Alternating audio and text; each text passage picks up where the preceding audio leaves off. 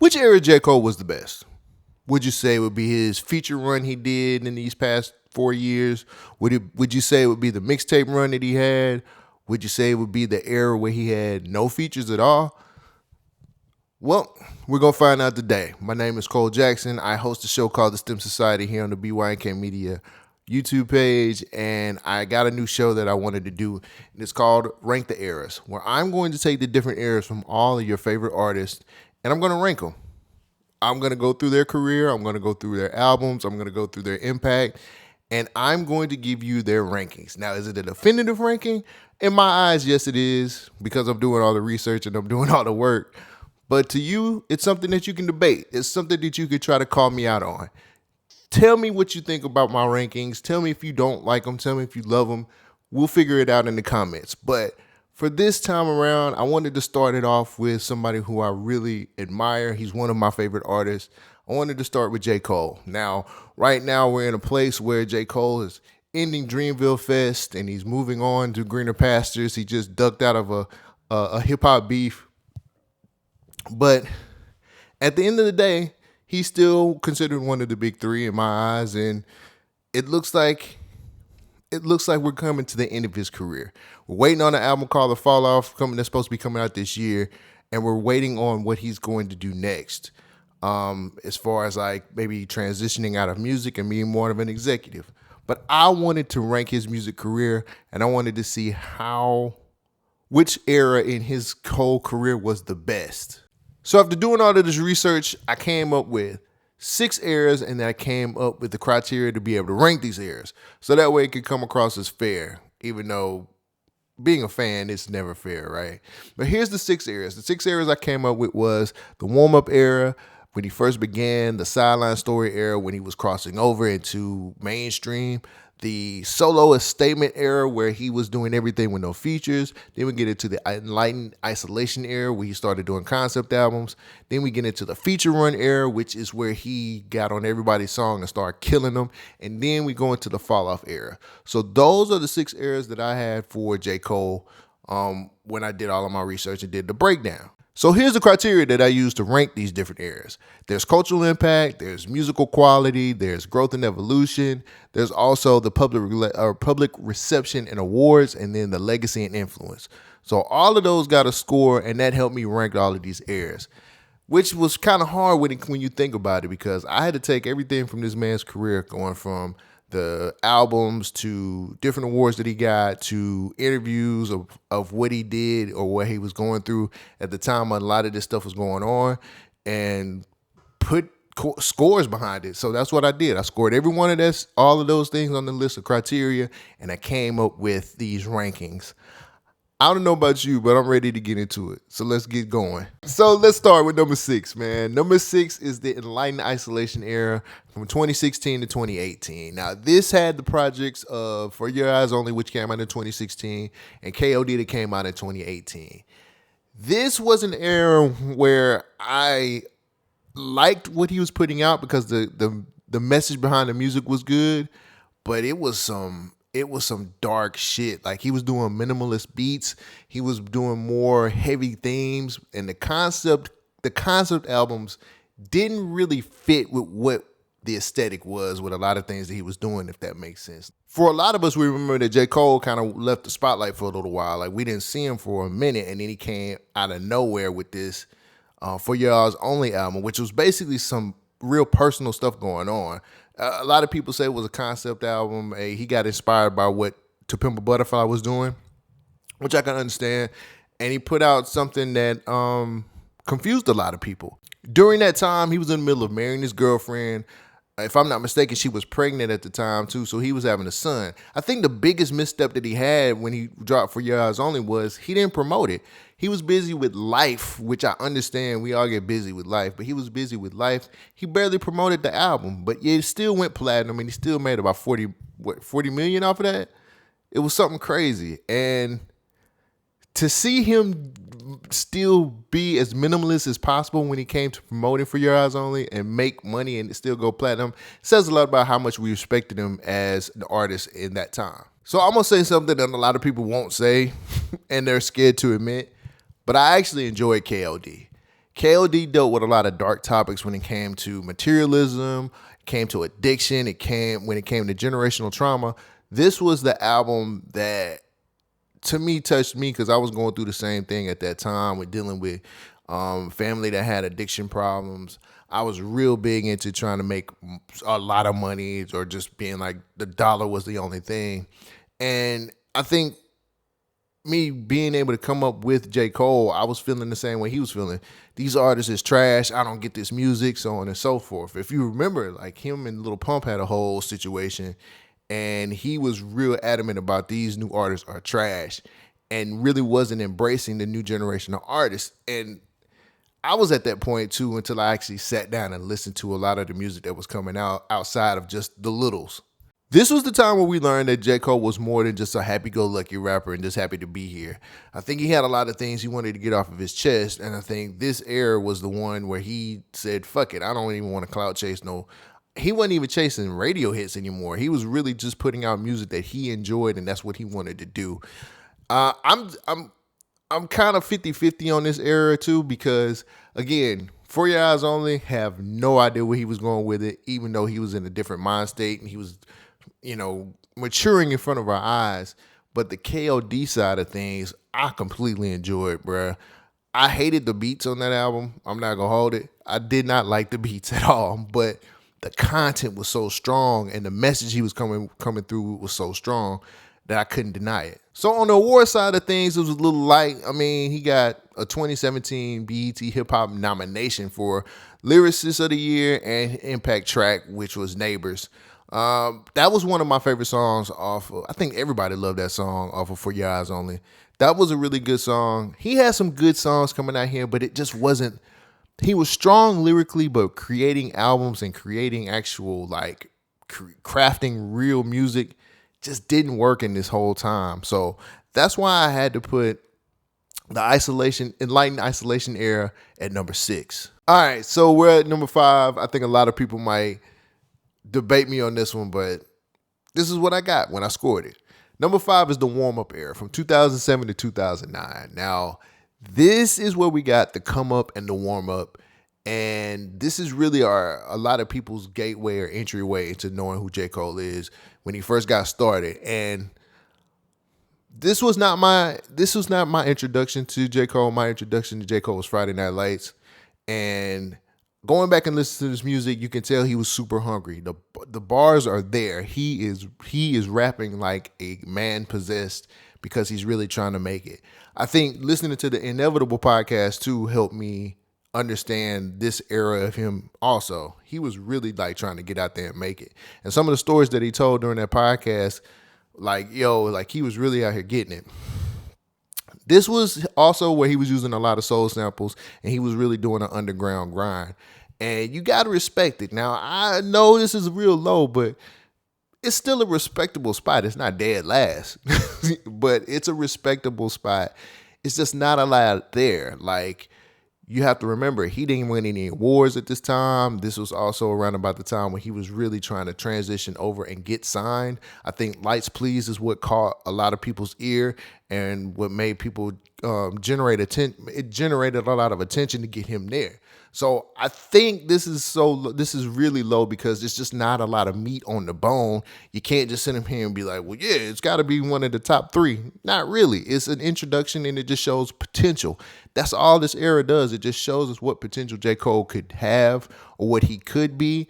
And I don't think, I'm going to say a controversial statement. A lot of people might not feel the same way, but the warm-up, that's all I can say. The warm-up is all right. The come-up is okay. I know they're mixtapes, and I know he was doing this to try to get in the industry, but they all right. They're cool. This is what you would expect from a rapper just now getting started. So with that being said, number 5, the warm-up era, just makes perfect sense to slot it here. All right, at number 4, I'm going to go ahead and rip this Band-Aid off because I know a lot of people ain't going to like this, but the Fall Off era is at number 4. The Fall Off era is from 2021 to now. We got the albums, the Off Season and Might Delete Later during this whole process. We're going to get the Fall Off this year.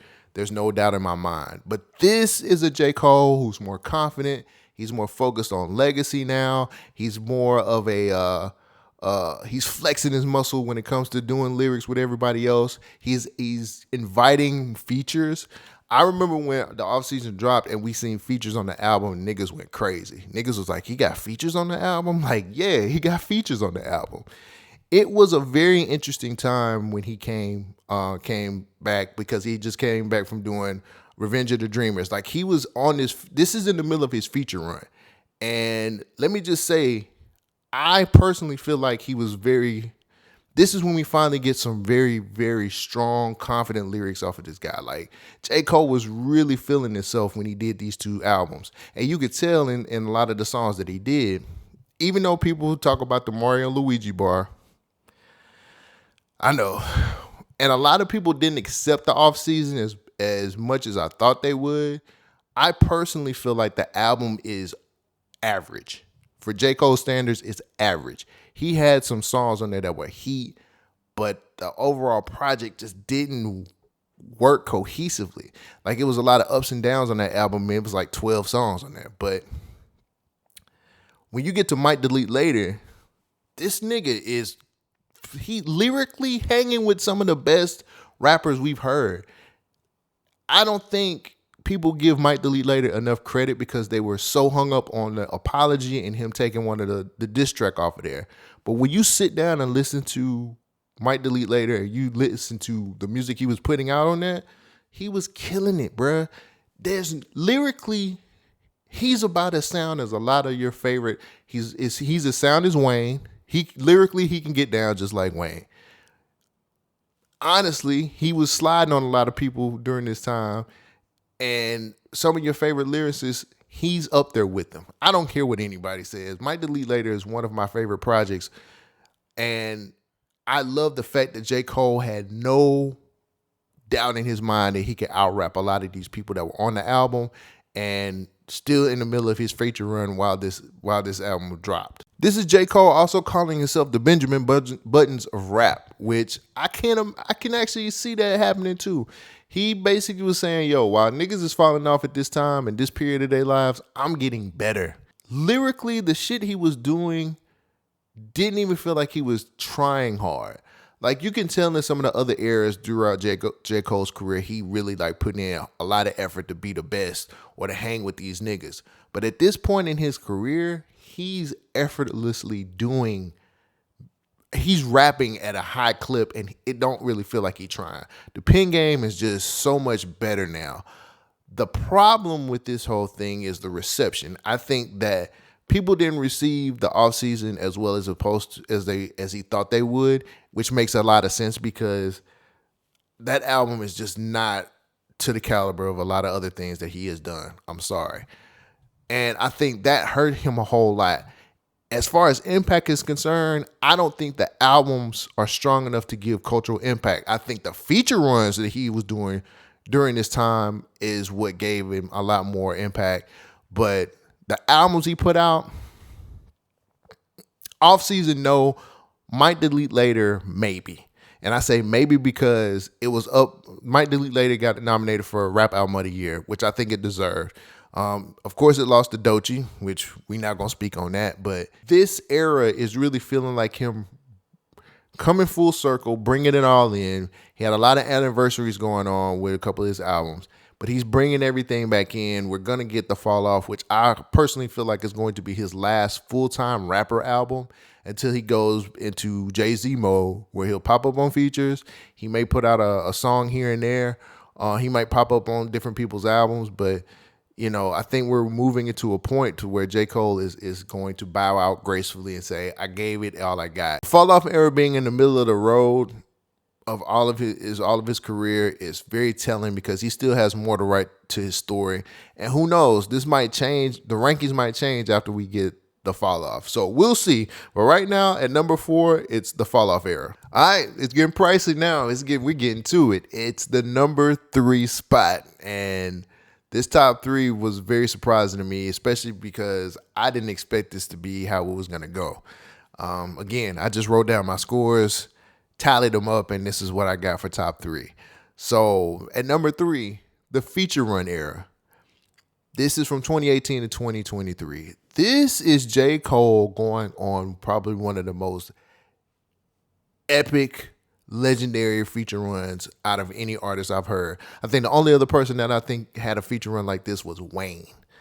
This dude got on songs and was watching artists on their own songs, and it was great to see. We went from J. Cole not working with anybody, not having any features, to him showing up on artist songs that I never thought he would be working with. For me, the introduction to this album would probably be 21 Savage's A Lot, which when I first seen that, I was like, there's no way that they're on the same song, because I think a lot of people looked at 21 Savage as like a gimmick, and he's had some staying power for a very long time. But A Lot was the song where I was just like, he can work with other artists, and it had never been the same since. It's great. It's crazy because this is probably some of the most dominant rapping I've heard out of J. Cole. Again, I've always looked at him as somebody who was happy-go-lucky, and I'm happy to be here. But when he started going on these feature runs and the people he was getting on songs with, and he was killing them on their own songs, bro, he was giving us high-performance verses. When you think about it, J. Cole became the go-to guy when you needed a feature. And it felt like a lot of artists was trying to test their skills against him, because he had been doing this for so long. As far as like his feature run, people was just like, I gotta see if I can hang with this dude. Think about these songs. I'm gonna name some songs that he did, and I can tell you right now, he enhanced all of these songs. Starting with The London with Young Thug. Then we think about 90 Proof with Smino. When we go to OSOM with J-Rock. How about London with Bia? And let's not forget Johnny P's Caddy with Benny the Butcher. And Benny the Butcher is one of the best lyricists out there. Argue with Your Mama. And he washed Benny the Butcher on his own song. All of these songs got enhanced because of J. Cole. All of this stuff put a lot of these people in very good position when it came to dropping a song. His feature run era is probably one of the best times I've ever seen out of an artist, and he was having fun for a change. He wasn't in a dark place on a lot of this stuff. He wasn't in a place where he couldn't understand the newer generation. If you called him up for a feature, he would show up and he would show out, and that's what I appreciate about this feature era, this feature run era that he had. I also think one of the best things that could have happened too was when we seen how he was putting together the Revenge of the Dreamers 3, and we got to see some of those sessions, and we got to see a lot of the energy he had with working with his label mates. I think Revenge of the Dreamers 3 was probably one of the best out of all of those projects, because he showed up on a lot of those songs, and he was rapping with a lot of his label mates, and he was actually, it was like they was throwing oops to each other, or he was passing the ball.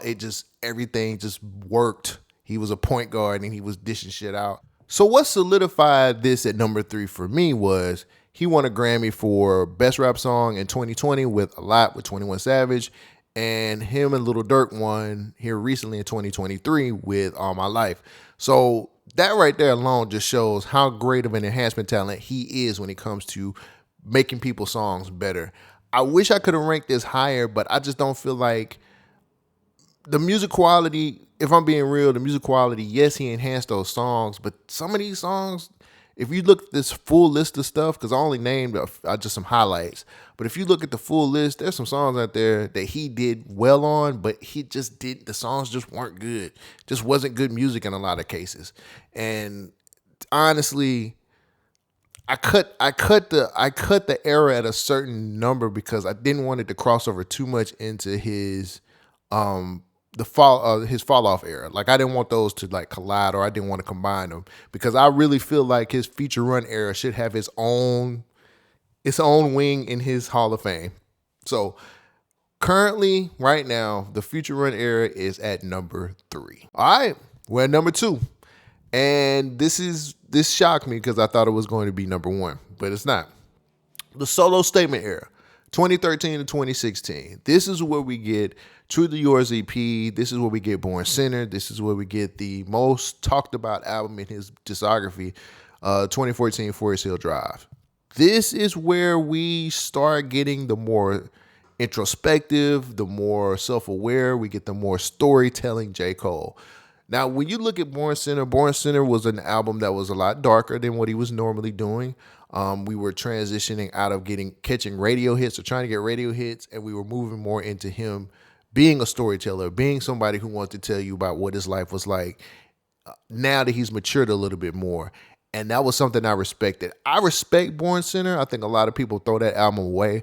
I respect that album because it was at a time where he had to figure himself out to, like, if he was going to be like this dude that most definitely wanted to be on a Drake level, or if he was really going to be true to himself and tell real stories about his life and who he is. We could tell that Born Center was a personal album and it was a dark side of him. But we can also look at 2014 Forest Hill Drive and see that he was moving into a place where he wanted to prove everybody wrong. There were a lot, people was talking about him. It was like, can he really do this? Is he really the person that Jay thought he was? And when he did 2014 Forest Hill Drive, I think he really did that to say, I can do this with no features. I don't need nobody's help. I can do this on my own, bruh. That's how strong of a lyricist I am. This is the type of rapper I am. I'm going to prove to y'all that nobody else can do what I can do. Not Kendrick, not Drake, none of them niggas, not Wale, none of them niggas. They can't do what I do. And I think 2014 Forest Hills Drive is the album I point to the most when it comes to introducing somebody to J. Cole. I always go to that album because it's just one of those.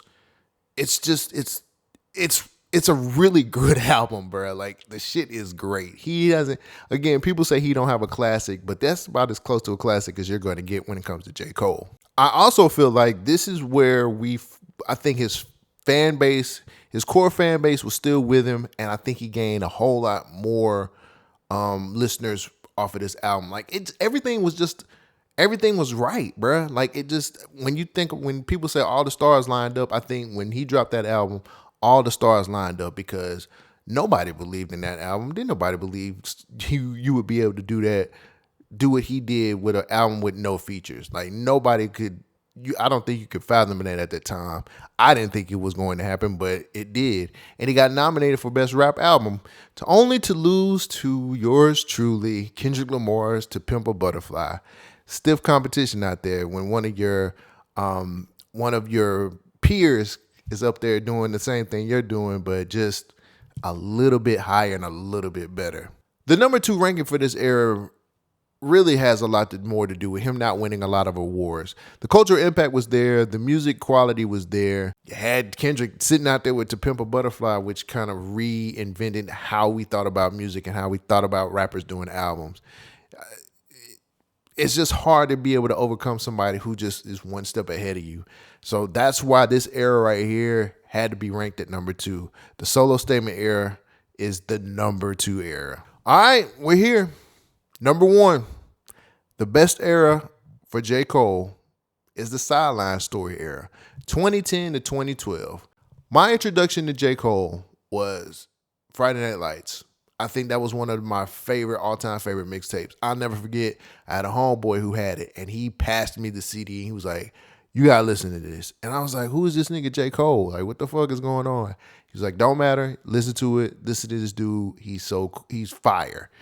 I put the CD in, and I immediately connect to him and to what he's talking about, and I never heard anybody rap about the shit he was rapping about. You know what I'm saying? It was a lot of shit that I was going through or I was thinking about at the time. And honestly, it just changed the way I looked at how people can do music. I was so used to niggas selling dope and shooting people. When I heard this and actually could really relate to it, it was just another part of music that changed my mind about what rap could be and what hip hop could look like. And the Cole World, the Sideline Story, with him really moving into his, I guess you could say he's moving into his industry bag. That was a hard thing to do. It's hard to, I think at that point in time when you were a mixtape artist and you're moving into being in the industry and you're trying to catch a hit, you tend to not bring your core fans with you anymore. I think at that time people was just like, really moving into the mainstream shit and just saying everything I did in mixtapes, fuck that shit. I don't need them niggas no more because I'm big time. I respect J. Cole so much because he didn't do that. He brought his core fans in. Yes, he did a few singles that really were for the radio, and he was really trying to get radio hits. But when you listen to the Sideline Story, he was still fucking with his core base. The people who had started with him, he was still fucking with them. And that's what I respect so much. He was just trying to do a balance of commercial and underground. And I'm not saying he did that shit seamlessly, but I'm saying that he did a better job than most people who were crossing over did. And I respect that I respect that a lot, way too much. When you think about top 20 mixtapes coming from the blog era, J. Cole has to be in that top 20. Friday Night Lights has to be in that top 20 because that changed a lot of shit. That people talked about that mixtape all the time. The circles I was in, real hip hop circles, that mixtape was talked about consistently. And that's what that was my introduction, and it just hooked me from the very beginning. It's funny because he had to walk this tightrope when he finally got crossed over and got signed, and he put out shit like Workout.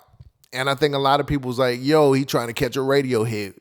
We know what the sample came from Kanye, so on and so forth. But he still I feel like he stayed true to who he was, even with that type of single or with those types of records he was putting on his album.